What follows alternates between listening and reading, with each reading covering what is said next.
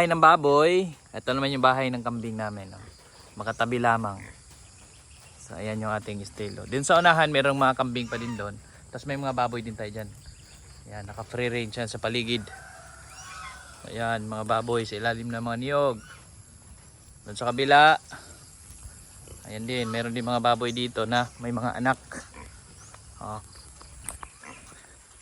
Ayan, may mga biik sila. Gumagala. Tapos may mga manok din tayo dito. Halo-halo kasi itong mga alaga natin. May manok, may mga baboy. Doon sa unahan meron din.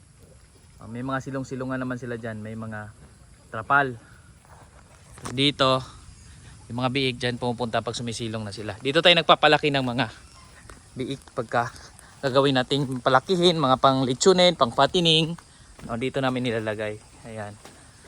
Ayan yung kulungan. Lagay natin yung kanilang bahayan. Tapos doon sa unahan may mga baka rin tayo dyang alaga. So doon sa kabilang side naman nandun yung mga bahay ng manok. Medyo malawak din po kasi itong lupang ito. Actually katiwala lang kami, tenant lang kami dito sa lupang to.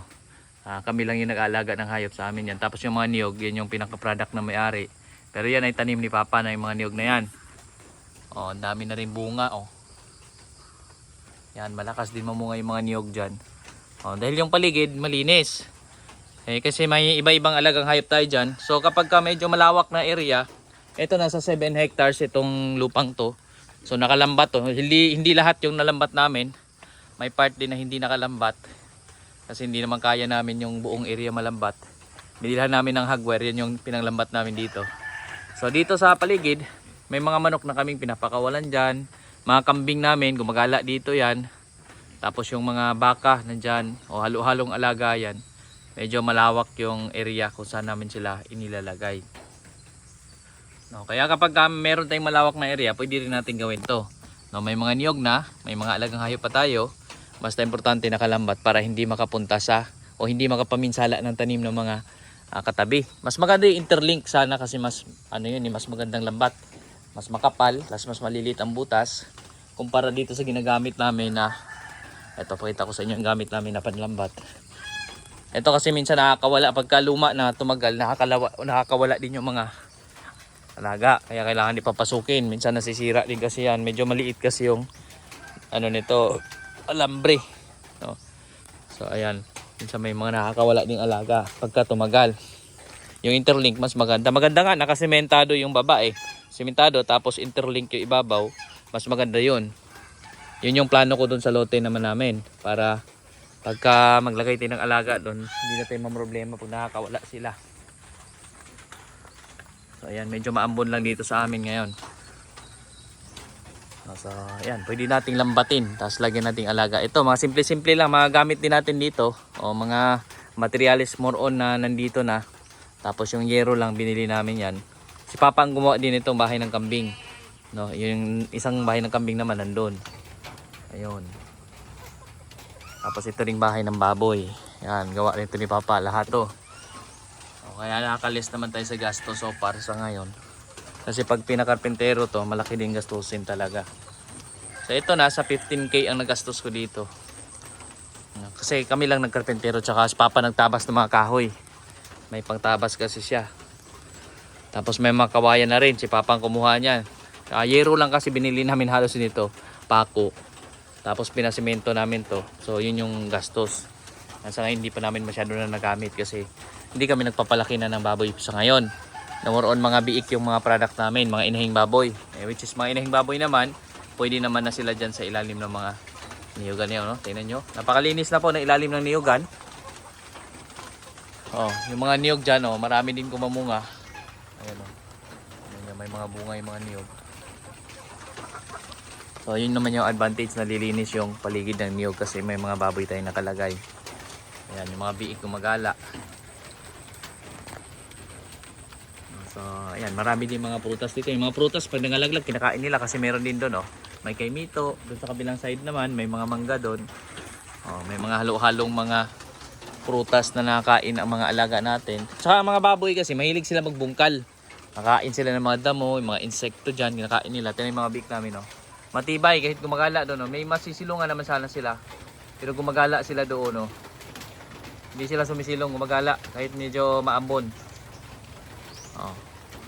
Ganon katibay yung mga baboy pag ganito yung paraan na nasa lupa yung inahin nila, sanay sila sa lupa kahit na medyo maulan. Wag lang yung tuloy-tuloy silang nababasa, yung tipong ayaw nilang mabasa pero nababasa pa rin sila. Wag lang yung ganon kasi makakasakit sila, yung giniginaw sila.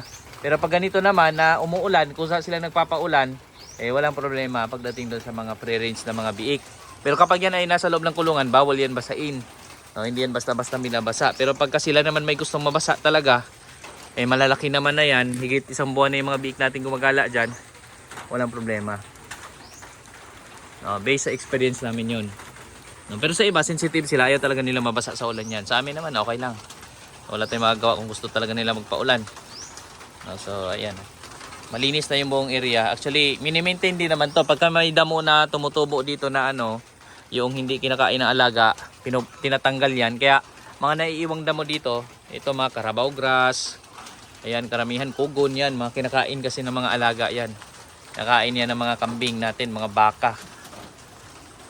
O, kaya nami-maintain yung linis. Kaya tingnan ninyo, malinis yung paligid dito sa likod. Banda. O, ayan, meron din dyan. May mga damo-damo din dyan na medyo tumubo na. Mini-maintain yan, nililinis. Para matiwan na damo, yung mga ganito na lang, ang mga Carabao grass, yung mga kinakain ng alaga. Yung mga damo na hindi kinakain, ito mga ganito, kinakain din nila yan. Kaya lang pag laging nalalakaran kasi, lagi nilang nadadaanan, o naiihian nila, hindi nila kinakain, maarte din kasi yung mga kambing natin. At tama lang naman. Sa ngayon, maulan, hindi sila nakakalabas. Pero open na yung pinto, in case na wala ng ulan, lumalabas na yan sila. No, since ito backyard farming lang ito mga kambing natin, iilan pa lang naman. Pero sa iba, mas magandang paraan naman nila, nasa loob lang ng kulungan yung kambing, lagi lang linisin natin, tapos bigyan lang sila ng pakain, mangungumpay na lang. Pero itong amin, ang paraan namin, ganyan lang, hinahayaan lang namin sila dyan. Ito yung pinaka wala kami halos ginagawa, itong kambing. Kusa lang sila na dami dyan. May bahayan sila, labas-masok lang sila dyan. No, pinupurga lang din natin. Pero kapag ka doon sa ano na ngayon, yung mga pag-aaral ngayon, yung mga science na, ano na sila, no, kailangan bawal silang lumabas ng maaga. Although ang mga kambing naman, natural sa kanila, ito, lumalabas din to pag medyo maaraw na eh. Usually mga 8:30, 9 AM. Doon pa yan sila bumababa dito sa kanilang kulungan. No, yun yung naobserbahan din natin sa mga kambing natin. So maliban na lang pag maaga nagpakain ng baboy, bumaba yung iba kasi nakikikain din yan sila doon sa pagkain ng baboy. No, may mga sanay kasi dito kumain ng mga pagkain ng baboy. Tapos yan, punta na yan sila doon. Kakain na rin yan sila pagka maaraw na. Tapos bumabalik sila dito hapon. Kaya pag hapon yan sila sa labas kumakain ng damo.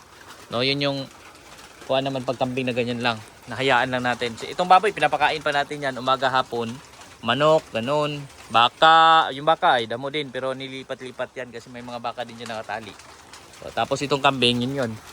Labas-masok lang sila. So yan yung ating update. Maulan dito. Kaya tumutunog-tunog. Ayan yung ating update dito sa bukid. At muli po, maraming salamat po.